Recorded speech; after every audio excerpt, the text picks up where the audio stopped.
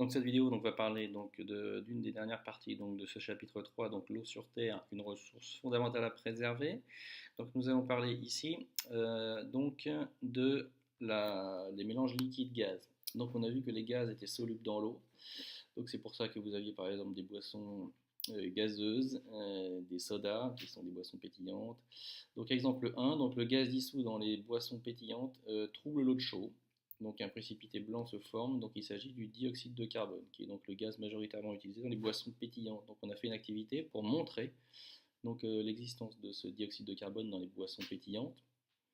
Exemple 2, le dioxygène est dissous dans l'eau, ce qui permet par exemple aux poissons de respirer.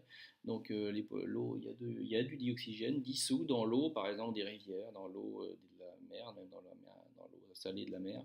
Donc ce qui permet par exemple aux poissons de respirer avec leurs branchies. Donc ça, c'est pour illustrer le fait que les gaz sont solubles dans l'eau.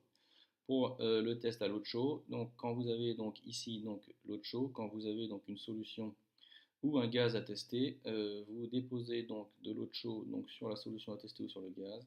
Si l'eau de chaud se trouble et qu'on voit l'apparition d'un précipité blanc, dans ce cas-là, ça démontre l'existence de dioxyde de carbone dans le liquide ou alors dans le gaz mis dans le tube à essai. Voilà pour cette petite partie sur les mélanges liquide-gaz.